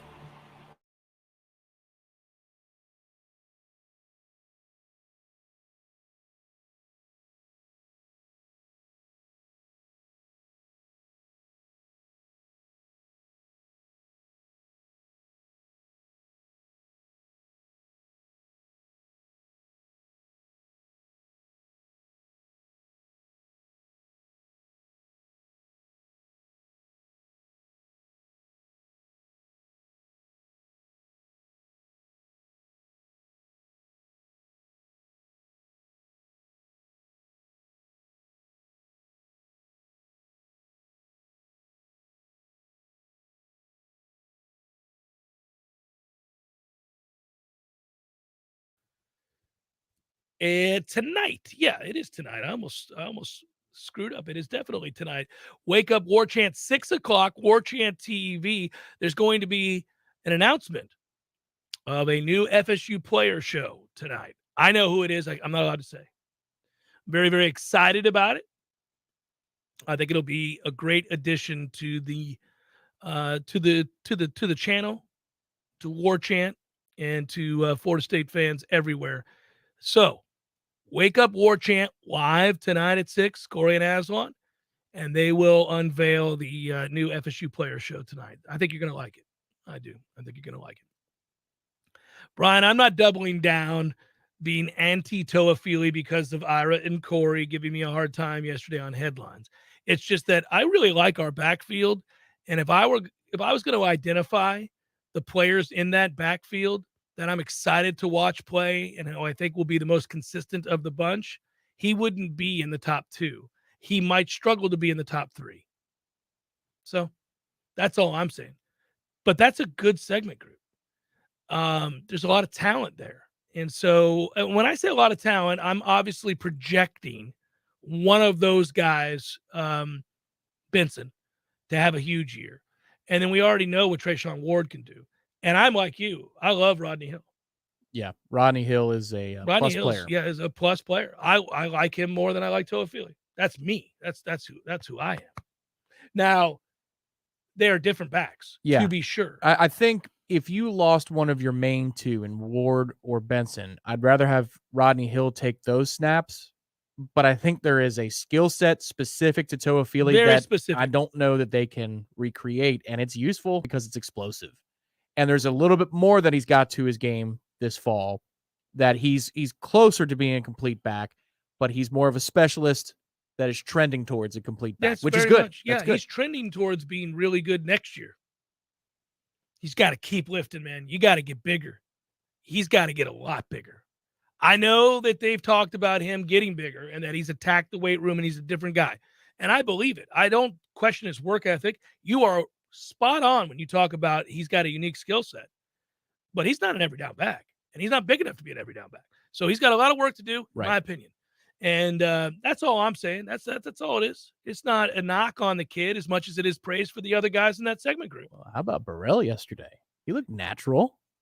He did. I'm glad they're going to get something out of him because I don't think they're going to get a damn thing out of him at wide receiver. So that's good to see. He might. I've been speculating on the sideline with you about this for some time, saying that it seems to me like he could fill a different role. And, he's a big dude. He's got the frame. You want to talk about big. That's a big dude, and he can get bigger and play that tweener role, that H-back role, something along those lines. Come on now. Yeah, I know. Absolutely. I mean, that's what we've been waiting on it, right? There's the guy who has the hands to catch the ball out of the backfield, but big enough to block for you, can finish a run. Okay. It's one thing to beat a corner on a 9. It's quite another to beat a linebacker on a rail, right? It's a huge, huge difference. Yeah. And he can do the latter. Not so sure he can do the former, but he's physical enough too. It's just a matter of does he have the natural instincts to be able to block and do that kind of stuff. Even if you're a traditional running back in this offense, you're going to be asked to block. Not just pass protect, but lead block because they go any which way with their formation. They do. So, and this is a running team. This is who they are. I'm going to say it till I'm blue in the face. We're not lining up out here slinging it around all over the lot. That's not who this team is. That's not their identity. Now, maybe the coaches see it differently. Maybe I'm wrong. Maybe they come out there and shock us all. I'm not trying to give away trade secrets. I'm saying I think the strength of this team is that they're going to be able to run. They coach it well. They've got a deep backfield, a deeper offensive line than they've ever had, an offensive line coach who's also your offensive coordinator. So he, in my opinion, is going to be inclined to want to run the ball. All offensive linemen are. All former offensive linemen that become offensive coordinators want to run the ball. And guess what? I do too. I love it. I think that ought to be your identity. I'm not talking about being antiquated because the modern game is predicated on the pass game. I get it. The modern game is predicated on the passing game. But you cannot do the square peg round hole. If that's not where you shine, if that's not where your plus players exist, then you got to play to your strengths. And their strengths ought to be running the football, setting up the pass via the run. It's an old school mentality. It's not a modern brand of football. but it's not to say you can't win that way. You absolutely can win that way, and there's enough of a threat in the passing game. They're improved enough at wide receiver. Jordan Travis is good enough as a passer that they can do those things. They will not be elite in the passing game. They will not. They haven't been, and they won't be this year. Will they be better? Yes. But the strength is to run the ball, and I'm fine with that, man, because this really does get you back to an old school way of thinking. They can be good on defense. I think they can be good on defense. Elite, no. Good, I think they'd be good on defense. If you're good on defense and you can run the ball, you can win a lot of games, man. You can. That's sound fundamental football. You just have to be able to beat teams who are hell-bent on taking away the run game. There will be some teams on our schedule that are capable and desirable in terms of taking away the run game. They're going to say, you're not beating me with that. Can you make those throws when you have to? Now, the answer to that question, for the most part, has been a resounding no. No, we cannot make enough of these passes to force you to play us honest in the pass. The biggest question of the season, in my opinion, is can you? Can you against LSU? Can you against Florida? Can you against Miami? Can you against Clemson? Can you on the road against NC State? Because I don't think Louisville can take away your run game. I don't think Wake Forest can take away your run game. I don't think Boston College can take away your run game. I don't think a lot of those teams that would want to do it can do it. But the teams I just named can. So you better be able to make them pay dearly in the passing game. So they have to play you honest. And I don't know the answer to that question. We're going to find out. The season's about to start. That's the biggest question to me about the season. Yeah, what's fun about it is it's kind of a hybrid of the mentality of the old school, but and not to sound like Mike's introductory press conference, but it's a new way of doing it and new-ish. It's been around for 10, 12 years, but it's the formations that are newer out of the gun. I mean, that's nothing that Mike hasn't run either here or at Memphis. Yeah. But you introduce tempo and you introduce formations that create matchups along with the physicality of the running game. That's how you're going to create your base of your offense. And what I'd love to see is for a segment of this schedule, 5 games, maybe 6 this year, if you're able to establish the run on first down, I want to see a team that's exhausted. I'm talking about the opposing defense in the second half. Yes, that's the hope. We've had to manage games to keep them close and then see if we can push over the finish line at the end. Very different goals. Yeah, you were trying to steal wins instead of just beating somebody's ass into the dirt. You could introduce in multiple games this year tempo and put teams on the defensive and also force the other offense to chase you. Because, look, we're not stopping. I don't care if you're playing up to 35 or 40 because we're going to 50. Like, I think that's actually possible for this team right now. Got to win first down against the lesser foes. Got to win first down, and they didn't win a lot of first downs to be able to stay in tempo, or they were trailing because their offense in the first half of the season wasn't great, and their defense sucked. So they were trailing all the time. So a lot of what you want to do and what you're talking about doing is all predicated on whether or not you can establish these things and get out to a lead and dictate terms. And you dictate terms against this defense. And now I know you really can't do anything up the middle against us. I feel good about that. So you're already becoming more one-dimensional by definition because of our strength. Now I've got you in the hole. So here we come. Now let's go. Can you create pressures when you know what's coming? Do we have the personnel to get after the passer? I don't know the answer to that either. That's another good question. Jared Verse, you'd like to think, can do enough of that. Can Briggs do enough of that? Can Clinton do enough of that? Do they have enough of those guys? Can you send Amari Gaynor in sort of a hybrid formation and get him to get after the passer? I don't know, but they're going to get opportunities, more opportunities than they had a year ago. Where they're going to hurt is that, look, Keir Thomas was incredibly underrated. That guy was probably your most consistent defensive player last year, and he's gone. And then Jermaine Johnson was a first rounder. So that speaks for itself. When that guy decided to take over games, he took over games. He took over the Miami game late. He took over a large swath of the Clemson game. It was a shame that they couldn't hold on to that lead after the strip sack fumble touchdown, because that guy right there was just a menace, and he did it in big spots throughout the year. But they don't have that guy, at least not yet that we know of. Maybe it'll happen in a game. But I don't know who that guy is right now that you would turn to and say, all right, I've got you in an obvious poor leverage situation. We've dictated terms here. You're now in a second and obvious, third and obvious. Can I make you pay because I've made you predictable? I don't know the answer to that question. I think they have numbers to throw at the problem with the names that you've listed. They've all looked good at different points of camp. I don't know that, because if you put together Keir and Jermaine's numbers, and we've gone over this a lot, but the numbers are staggering in the sack count, but the tackles for loss are more staggering. It's 30 plus. Just look at the pressures. The pressures, the tackles, even the tackles. You're not supposed to have 100 plus tackles from 2 defensive ends. I mean, that's crazy person talk, the production they put out there. Yes, they did.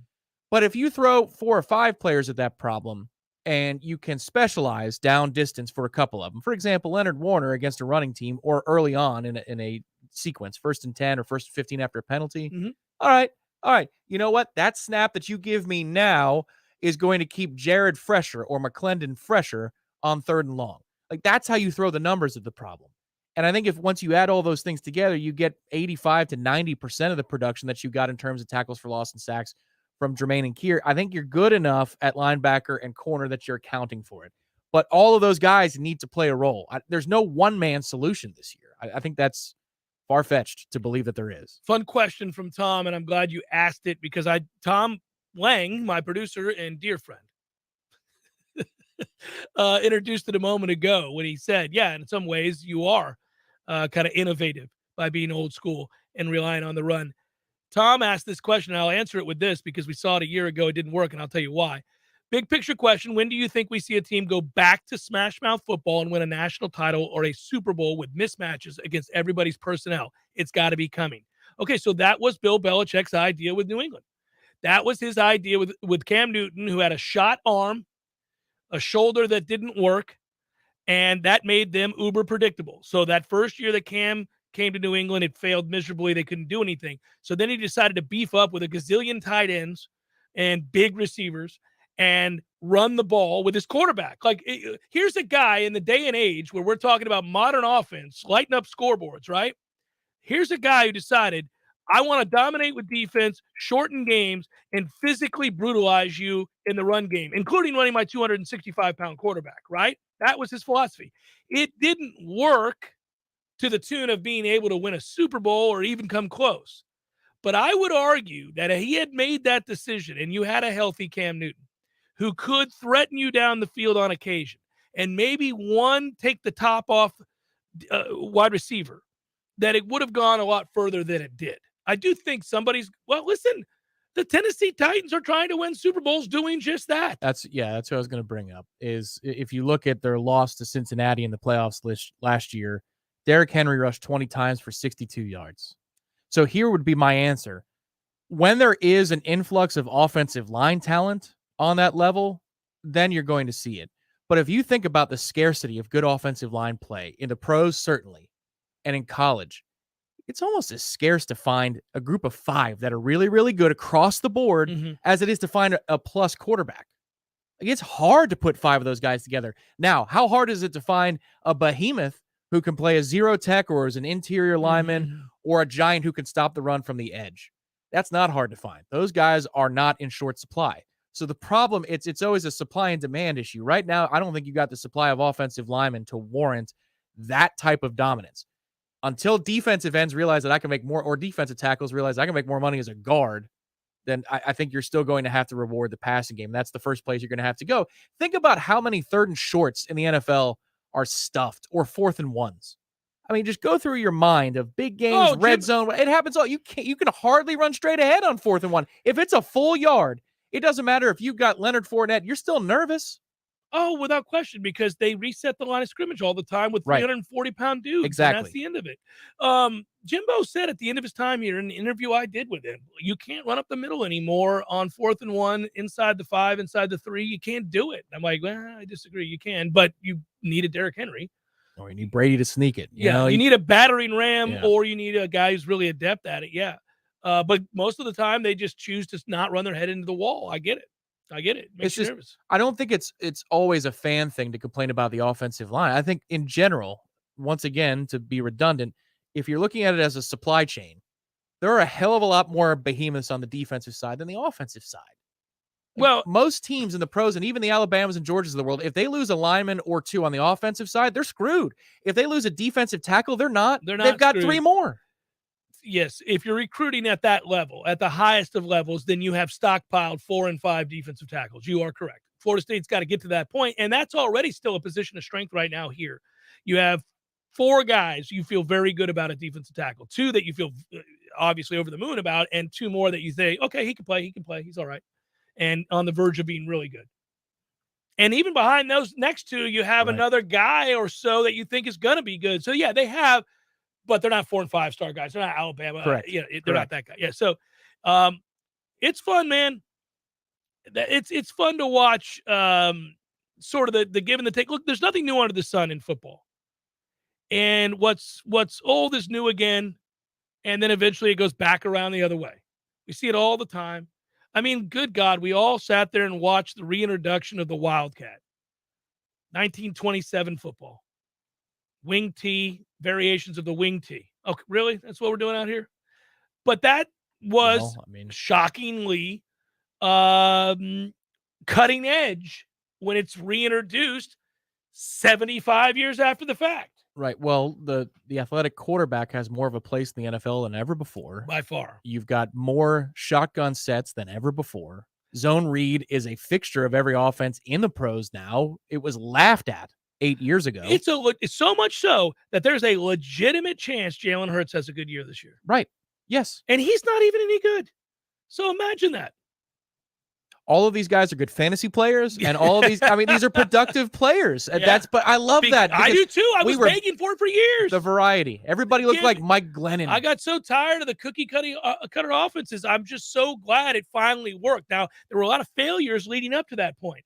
There were teams willing to put their neck out on a limb and try it. Now, you had to change all your personnel. You had to change everything about how you ran your offense. It also had an effect on your defense because you couldn't practice against what you were going to see every week because you were doing something completely different. But when it finally worked, then we were all introduced to Patrick Mahomes. And then all of a sudden we began to see that this can be a thing. And, well, you know, Lamar Jackson won an MVP. I mean, it's amazing. And the zone read isn't tied to the athleticism of a quarterback. No. The Patriots ran it to death with Brady. Yeah, which is funny. I mean, that was everything. That's an element of it, even though he's no threat to run. Yes. But it was all about the threat of the running back getting the ball. You get a linebacker to false step, and then there's James White, and he's got the 12-yard gain. You're like, Jesus! Who just retired. Yeah. Doffing of the cap. Great career. Yeah. It's Jeff Cameron Show, 93.3 Real Talk Radio and Warchant TV. Every great construction project, whether it's a new addition or renovation, starts with a plan. At T-Spark, we are excited when our clients contact us to assist with that plan. Through our team of architects, draftsmen, engineers, we can help you with your project's planning and design, potentially saving costs in the long run. Whether you have a residential or commercial project, we look forward to working with you. Call us today or visit us at tsparkconstruction.com. License number CGC 1525336. Over 50 years ago, when Paul Nicholson founded Paul's Termite and Pest Control, he had one goal in mind: provide the best service possible to his neighbors so they felt like family. Your problem was his problem, so today it's our problem. Paul's service area is our home. It's where our kids go to school, where we shop, and where we get involved with community organizations. So if some out-of-town company knocks on your door and begins pressuring you to sign an agreement for termite or pest control, you can bet on a few things. Number one, you'll never see that person again. Number two, your technician is likely to change often. And number three, your money will not stay in North Florida. These companies are sending your money to home offices in Atlanta, Orlando, Salt Lake City, or even Great Britain. Paul's Termite and Pest Control knows local means something to you. The health of your Tallahassee home, family, and pets is our number one priority. For the elimination of termites and pests and a greener lawn too, call your local company with local solutions. Paul's Termite and Pest Control. Football at El Jalisco, football at El Jalisco, what a combination. It's a great big celebration. It's football at El Jalisco. I can dig it. Who's playing? Oh, man, everybody, the ACC, the SEC, all the C's, and even the pros, the Bucks, the Steelers, the Giants, the Cowboys. Wow, far out. You bet, man. When the game is on, it's on at El Jalisco with incredible specials on everything from frosty cervezas to salty margaritas. Does Margarita know? Dios mío, not again. The best place to watch the game is El Jalisco. college, pros, Monday night, Thursday night, you name it, El Jalisco is football headquarters. And with 5 Tallahassee area locations, there's probably an El Jalisco right around the corner right now. Hearth and Patio wants you to know now is the time to start thinking about your fireplaces. Yes, we know that temperatures are going to be in the mid to upper 90s for the next couple of months, but now is the time to start thinking about upgrading those fireplaces. Not going to be using them. Get those fireplaces upgraded now. They can repair all makes and models of fireplaces. 850-727-4282. That's 850-727-4282. Or visit them online at hearthpatiotallahassee.com. This is Patty Wilson. Oh, I'm sorry. We're ready. He's recording. Why are you always saying your last name? It's Patty and Scott. Everybody knows Patty and Scott. I don't know. This is Patty Wilson. I am Patty Wilson.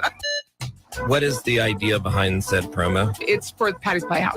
We're on Patty's Playhouse Saturdays at 11. Tune in. That's stupid. Just tune in. Saturdays at 11. Patty Wilson, Patty's Playhouse. House talk with a happy ending. Each and every time.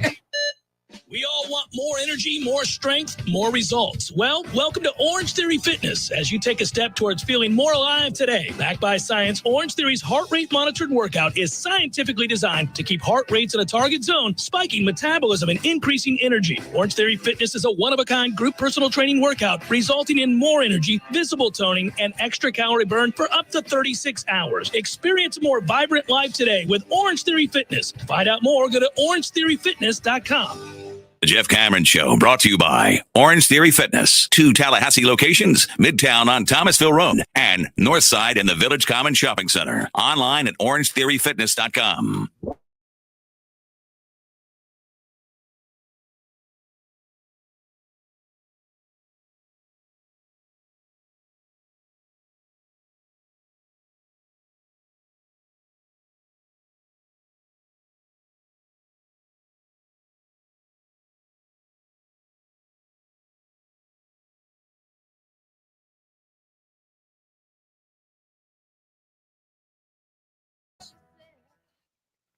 Man, Derwin James, when you think about how talented he is, you realize that he's preternaturally gifted and talented because he's certainly not on the field a lot. Right, yeah. He's not on the field often, so much so that sometimes you forget he's in the league. But he's now the highest paid safety in the National Football League. So good for him, man. I'm not a hater on anybody's money. He's played 36 games in his career so far. He's a special player when he's on the field. He really is. He's a game changer. It's just he's frequently hurt. It's difficult. This is the story. All-Pro safety Derwin James have agreed to terms with the Chargers. Has agreed to terms with the Chargers. 4 years, $76.4 million contract extension. Good on you. The deal has an average annual value of $19.13 million and certainly resets the market. James agreed to the deal one day after the Chargers coach, Brandon Staley, described the star safety as an impact player and the heartbeat of our defense. When I see him, I think that's a defensive back because he can play anywhere, Staley said. He can play either safety spot. He can play corner. He can rush the quarterback and make an impact as a blitzer. He can make an impact in man-to-man coverage. And then he can make an impact in zone defense, whether he's playing low or high. And he's our signal caller and the heartbeat of our defense. James reported to training camp on July 26th, but remained a hold-in over the past 3 weeks, missing 14 practices as contract negotiations continued. Smart. Staley expressed confidence that James would be physically ready to participate in football activities when a deal was reached, saying there is no one that has more pride in his performance and his ability to be in shape mentally and physically to do the job at the highest level than him. And obviously that will come with very high expectations. Look, he's entering his 5th and final season of his rookie contract, was scheduled to earn slightly more than $9 million. 257 tackles, 5.5 sacks, 5 picks, 3 forced fumbles in his career. All-Pro recognition as a rookie before playing only 5 games in 2019. Missed the entire 2020 season because of a knee injury. Played 15 games last season. Listen, I like Derwin James. I'm rooting for him. He's a Nole, and he's a great player. He's always been a hard worker, so I got no problem with Derwin James. But, man, I'm thinking about it from the franchise standpoint. If I had a guy that basically missed 2 of his first 4 seasons, I'd be like, really? It's what are we going to do? I mean, what are we? Then we let him walk. We let him walk, and he's going to stay healthy for 3 straight years, or we're going to look like the biggest a-holes in the world. Yeah, then you're screwed, right? Yeah. The thing that I always lament anytime his name comes up, and is that we misused him? Yes. Yeah, hide him in center field instead of. I mean, you know what though? We've got bigger fish to fry. We've had a lot of problems since then too. We haven't had a lot of players like Derwin. I'd rather complain about how we're using star players than complain about the things we're doing right now, because we don't have star players on that level. We're getting there. Yeah, the misuse of a game-changing player is a better debate to have. Yes. As opposed to, when are we going to get a game-changing player? I agree. That can be immensely frustrating, continues to be a point of contention, although I've deflected from that many days and said, just get me to that 7 or 8 win plateau, and we can start to talk about the next step. Not everybody embraces Florida State when they leave either, and that's fine. Listen, a lot of people feel certain ways about their college experience or their high school experience, and cool. Whatever it may be, yeah. Derwin embraces Florida State, always, any chance he gets. So that's why I like it extra for him when he succeeds. And he was very smart, given his injury history, to not put 1 foot on the practice field and run a drill. It's your only force of leverage that you have. It's the only thing you can do is to withhold your playing services. That's all you can do. Also, I've never heard of a hold in. That's a nice term. Whatever agent or PR group came up with hold in. Oh, I'm not holding out. He's going to be there. I'm holding in. He's going to be there. I'm there. I'm watching these practices with the best of them. He's going to report. He's just not going to practice with you. I'm going to hold in. Very smart. That's nice. I do that when my wife asks me to do work around the house. Honey, it's a hold in. I'm going to hold in on this couch. And I'm not leaving you in the lurch. I'm here. I'm just not doing what you would like me to do while I'm here. And I'm here but I'm here for you. I'm supporting you and the kids as you do the stuff. I'm not some deadbeat who just goes and runs to the grocery store, or the hardware store, or the bar for hours. I'm not going to the golf course. I'm here.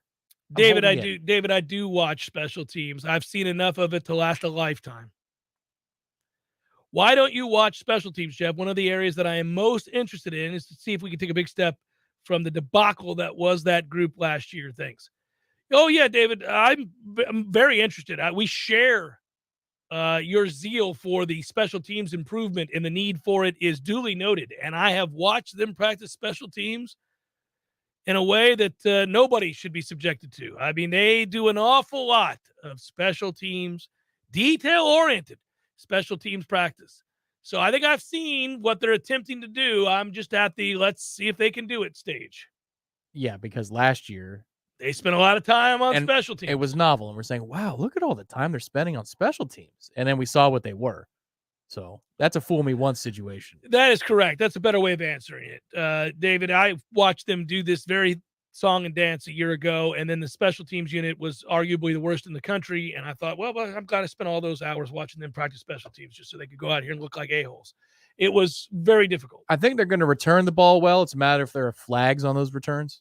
And I'm not saying they're being flagged in practice. That's the modern return game to begin with. That's everybody. But they've got guys that can return the ball now. And we didn't even have that towards the end of Jimbo's tenure, none of Willie's time, and certainly not since. So I think they're going to catch the ball. That's going to go a long way in being better on special teams. They'll catch it. Yes. I believe that. I've seen enough from that, David, to know they're going to catch it. That's important. But Micah could also advance the football. Could. We're taking a 3,000 level class here, though. He's a 3,000 level player. Yeah, but let's not get crazy. Let's not make any assumptions just yet. The catching of the football, we're going to start with that. I will. I'm going to say that Micah, he's exempt from the final exam in the catch the punt class. So that's what it is. Punt 1,000? He's exempt. I think he might be exempt from level 2. I think because he can run it down now. He's not just what's around him. He also can track it off the foot. He does well with that. That's level 2. He's clept out, huh? He's been able to clep out of those classes? Yes. Okay, but nice, level 3 is still, you got to take the course now, which is, can you advance the football after tracking it down and catching it? He's even got good instincts on the hop, too. If it's a crappy punt in front of him, Pittman has a good instinct of when to let it go or when to, look at this. Maybe I could advance the ball and sneak up because these gunners are sleeping. He does good. I'm personally excited to see how they play, how well they play, and how explosive they are in kickoff return. Because they got guys there they too. got guys there too. And one of those guys, it seems to be Deuce Spann to me. So I'm excited to see him get an opportunity because he can really go. He can really go. So we'll see. We'll see. I don't make assumptions about special teams anymore with this group. They practiced it. They care about it. Both publicly, they've stated it, and then physically, they've shown me that that's true by the way that they conduct practice. We'll see. I don't know if they can cover it, and I don't know that they can run it down and make sure that if somebody returns, they hold them inside the 25. That's the consistency. You just can't know. And they were not good at that last year. Some of the problems that are presented for all of us that cover the team on a daily basis is that, again, we're watching them go against one another on a daily basis. I'm not watching LSU's practice. I'm not at Florida's practice. I'm not at Clemson's practice. So you lack the ability to compare and contrast on a daily basis what you're seeing. I can look at a guy and tell you physically, I've been around it long enough, I've played the game, I've covered the game, all that this guy has the body type or not. You guys hear me make the joke all the time, and since he's not here anymore, I can definitely say it. But we walked out onto the field the day that I saw Cushney, and I went, what the hell are we doing with this kid? He can't play here. This is ridiculous. And everybody was like, well, no, hold on. No, he'll never play here. Stop it. That's a waste of space. So, like, I can do that with certain guys, and you can do that. We can look at a guy and go, yeah, he's got the physicality, or he doesn't. But, we were fooled last year a little bit by what we saw in practice. We thought that maybe we were better than we really were at receiver, as it turned out, or corner. Because our corners ended up, that's a better example. Our corners dominated our receivers in camp. And we were like, man, these corners, we may have a little something here. And then camp was over and the game started and everybody ran right past everybody and scored a gazillion points. And we went, yeah, our receivers suck. Sorry about that. I'm terming that the fog of camp. It can happen. It is the fog of camp. When you're going against each other all day, you're like, oh, so the corners dominated because our receivers are the worst in Power 5. Yeah. Uh-huh. So what happens when they go against average in Power 5? Oh, that's a touchdown. Yeah, that's what happens. They're not even on the screen. Right. So, that's a toughie when that happens. And I would tell you that I've tried to guard against it in camp this year. I've really worked hard in my efforts to not be blinded by a player who's having repeated success against another player if I believe the player that he is succeeding against is substandard. Because you can watch a guy and you're like, man, he's always flashing. And then you're like, yeah, he's frequently kicking the guy's ass across from him who's never going to play in a college football game. You know what I mean? And you got to remind yourself of that. Yeah, I think that's probably a segment for either next week or the week of the LSU game of, all right, here are our concerns, dude. And it's probably more fair after Duquesne because then you've got actual stuff that everybody's allowed to see and we can speak a little bit more openly. That's true. Because I've got some concerns. There's some players that I'm like, this is my concern, dude. Yeah, that's fair. Yeah. You brought up the Fog of Camp. If you guys have not seen 2003's Fog of War, Errol Morris is the director. It is really worth your time. You should watch it. It's fantastic. I made Tom watch it when we first became friends years ago. Oh, what time was that? That was like 2000. Oh, you're talking about the time of night? Yeah, it was very late. But we enjoyed it. It was a fantastic film. My wife was not happy that we were up late. Made it through like 45 minutes, I think. Yeah. But you went back subsequently. And I did. Yeah, of course. It's a masterpiece. Say you're considering buying a home in the current climate. We've all heard that demand is high, inventory is low. How do you get a leg up on the rest of the buyers, all making offers on the same house as you? That can be a toughie. The first place I'd suggest you start is with a call to my friend Shannon.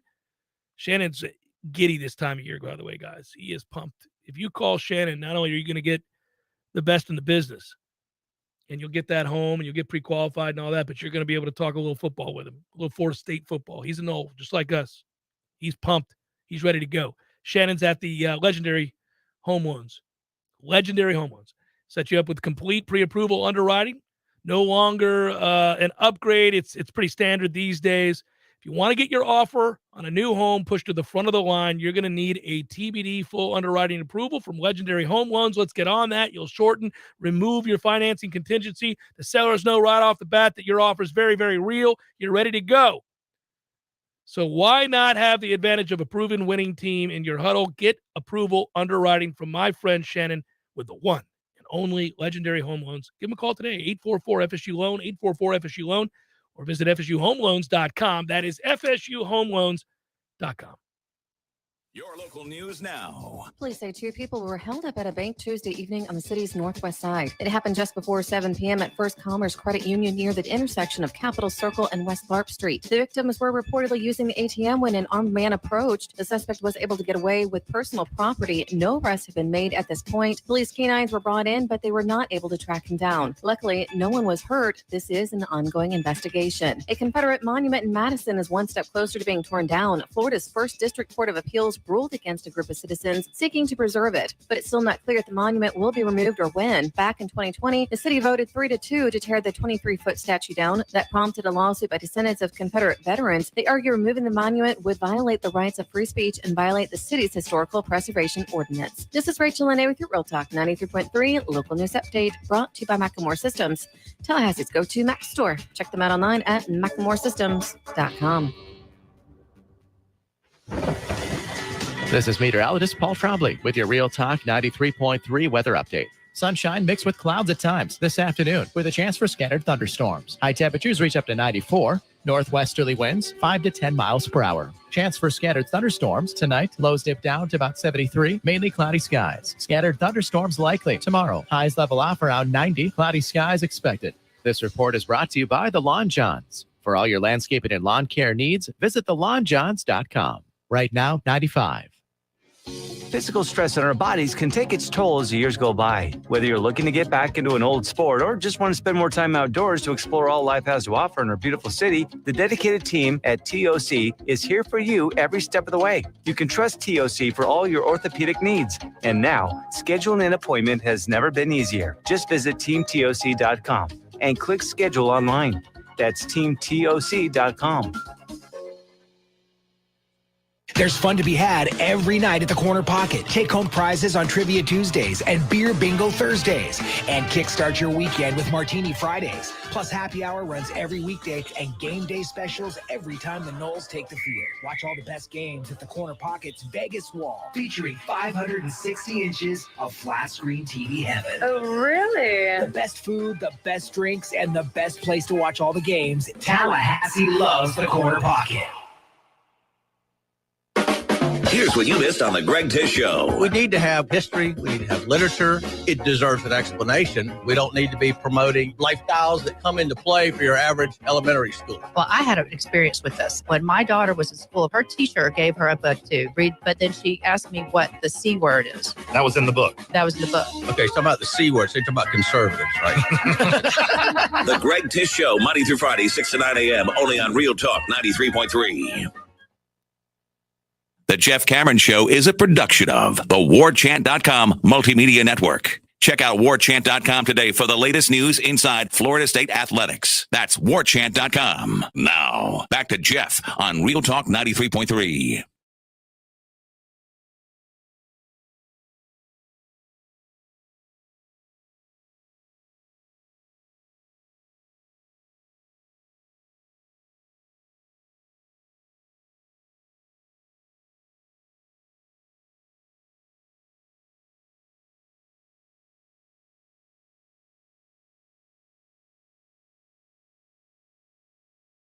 Because I remembered how many of these guys, I was like, okay, here we go. So of the position rankings, grades for each player, ESPN did this, top 100 players. Florida State plays Tyler Van Dyke, who has the 4th highest rated quarterback, according to ESPN. Anthony Richardson, who's the 5th highest rated quarterback, according to ESPN. Phil Jurkovich, 6th highest rated quarterback, play him too. Devin Leary, 7th highest rated quarterback. Play him too.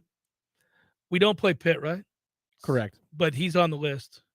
Slovis. Jaden Daniels, LSU, 10th on that list. Got Sam Hartman. We'll see if we play him or not. I don't know. May or may not. Malik Cunningham's top 21, 30th overall. So on that list. Good God, man. Think we play enough of these guys? As opposed to running backs. Like, go through the running back list. We play one of the top running backs. I can only choose one. And then we do face the top receiver. That's game 2. That's our second game, I should say. Their first. Boutte. Yeah, man. He's a real threat, but I like us. You know what I would like to see? Maybe I'd like to see this more in practice than I would in a game. Would you like to watch Zaire Thomas lock him up in practice? Yeah. Let's. He's had too much experience for the game. 20's made the practice reports a lot, or he did make the practice reports a lot earlier on in camp. Mm-hmm. I think that is to be expected, given that fall camp wears on. And on. And if you're a true freshman, man. That's a tough deal. So, yeah. Yeah, I think he's gotten tired. I don't know. I mean, again, I think everybody's tired right now. Everybody's tired right now. It's sometimes you can see it. Yeah, Buffalo Tom put it in the comments section that the ACC is better than the ACC in terms of quarterback play and defensive tackle play. That's actually arguable too in defensive tackle play. There were a lot of good interior defensive linemen here in the ACC this year. Better league this year than last. It's a pretty good league this year. Ton of veterans. The defensive tackles, the kid at Pitt is really good. Breesy at Clemson's really, really good. Also in the ACC, I think Fabian Lovett's very, very good. Tyler Davis is really, really good from Clemson. The Rook kid from Clemson is also very, very good. Clemson's got like 6 of these dudes. It pisses me off. And they're still going to lose 3 or more games. Let's hope. Well, and we'll get a look at some really talented players against that LSU defense. They're good. That's a good defense. We see a ton of them. A ton of the top 100. We see too many. Too many for my liking. When you're fighting for scraps, when you're trying to build yourself back up, man, that's way too many. But what are you gonna do? Got to find a way. And it's a team game, Tom. It's the ultimate team game, as they say. So, maybe Boutte is good. Maybe he is. What if his team sucks? Doesn't matter. This reminds me of the NCAA tournament draw when you're looking for how many starts are returning, March Madness, how many fifth-year seniors do players have? Do they have a fourth or fifth-year senior point guard? Backcourt is always what you're worried about. The ACC's like that this year. There are a lot of those teams. Now, when the COVID eligibility thing runs out, it's going to be back to problems, big problems. But not right now, not this year. So, I'm just not prepared to say it. Everybody wants definitive answers. I can't give those to you right now. I can tell you we're better in certain areas. We're worse in certain areas. We're a better overall team than we were a year ago. I believe all those things to be true that I just said. I think if we could obviously crystal ball this thing, we'd make a lot of money, and we'd be really happy if we could project a win over LSU, project a win on the road on a Friday night against Louisville. I don't know the answer to that. I like our chances of possessing the ball against Louisville a lot and keeping Malik Cunningham off the field. That would be ideal. That means special teams are going to matter against LSU, buddy. Old special teams are going to play a role in that game. Field position. I think special teams will play a huge role in a lot of Florida State games this year because Florida State is, once again, going to play a ton of one-possession games. Florida State's improvement, coupled with where they sit talent-wise in the ACC, married to this schedule, with the LSU and Florida at the end of the year, of course, always, you really do have the makings of 8 50-50 type games, one score spread games. So by definition, if you're playing in a bunch of one score games, if you miss a couple field goals, if you give up a ton of yards in special teams because you don't pick up the punt or you don't return you don't stop them from taking it out past the 25, 30 yard line. Decide to return it it's always at the 18 freaking yard line on a kick return. If you do stuff like that, it's the kind of stuff that leads you to get beat. And I know your concerns. One of them is probably making field goals. One of my concerns too. Yes. My other concern is being stubborn with kick returns if they don't work early. It's going to work. I know it's going to work. Well, if you're 1 for 20 and that one's a home run, that's 19 outs. That's the thing I'm concerned about. They did that a little bit last year, where they were going to return the kick come hell or high water. It's interesting that the 25 is a good place. It is a good place. Statistically, we know how much better of a place the 25 is than, say, the 15. Yes. One thing I would say, the special teams rules have shifted in such a way that there's no distinct advantage anymore unless you have a preternaturally gifted returner to really taking those chances. There's just no reason to do it. special teams is now they protect players, and I don't have a problem with it. And That's an area where you can protect players. It's the ACC for most of our schedule, meaning those officials who always want to throw the hanky. And we're good at doing it, though. 9 times, I mean, I get on officials all the time, but I'm telling you, when I look back at the replays after they throw a flag on returns, 9 out of 10 times they're right. Some idiot hit somebody in the back again. And you're like, well, there it is. You're standing right in front of him. Why would you?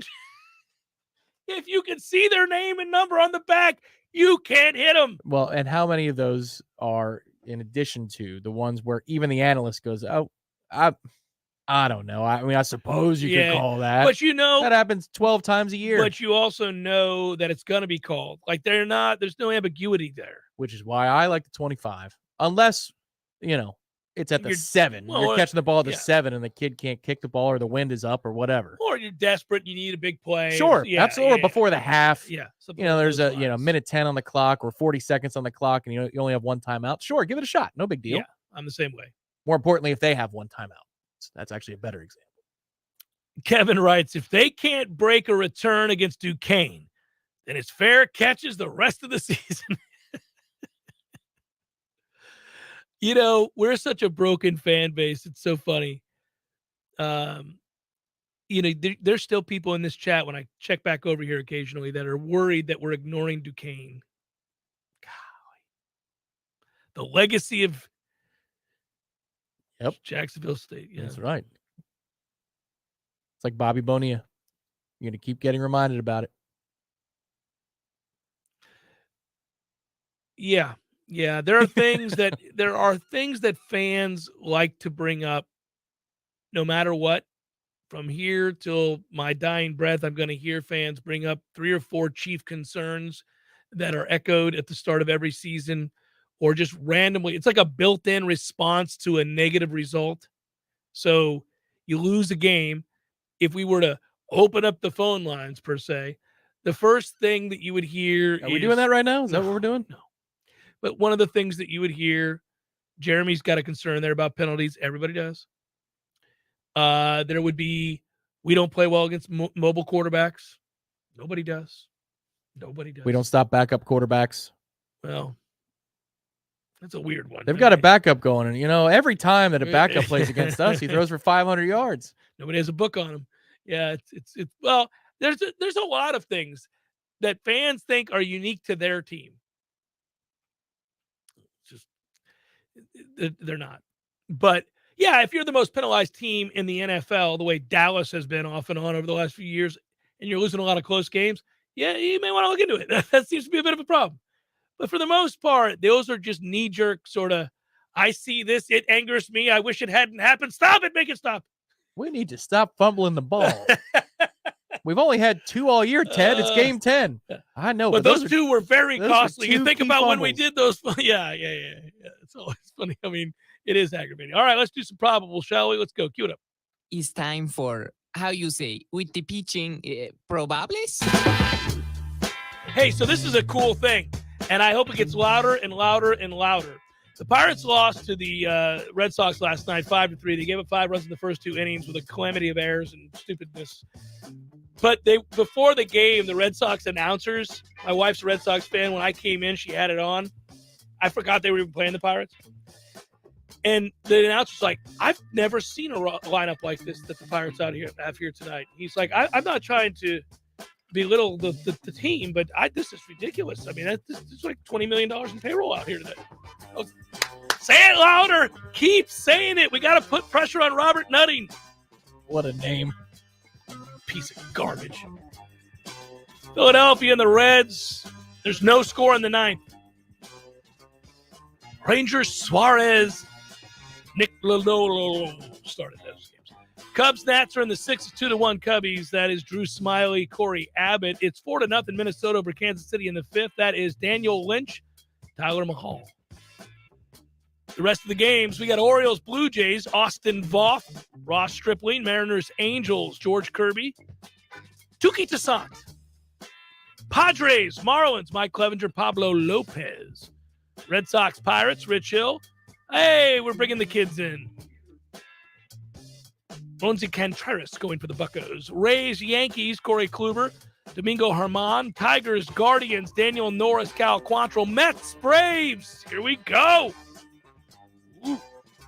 Max Scherzer, Jake Odorizzi. Yeah. Feeling good? You get a little nervous? No, not nervous. It's the ups and downs of an MLB season. But I don't like the fact that we're playing every day, including a doubleheader on the weekend, and you lost 2 of your starters in the last 2 nights. It's a toughie. That's Test that depth. Oh, test that. I don't know. I don't know. Rockies, Cardinals, Herman Marquez, Jordan Montgomery, A's, Rangers, Adam Oller, and Cole Reagans. Right here from Tallahassee. There we Right go. here, there's Yep. Cole. I'd love to play golf with him. Yeah, seems like not a guy that would cheat. Astros, White Sox, Framber Valdez, Michael Kopech. Dodgers, Brewers, Tony Gonsolin and Eric Lauer. And finally, D-backs, Giants, Zach Davies, still pitching. Carlos Rodon, still pitching well. And that is a look at those that shall reside on the bump.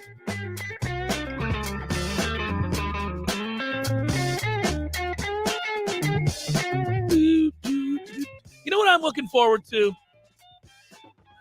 A fire pit.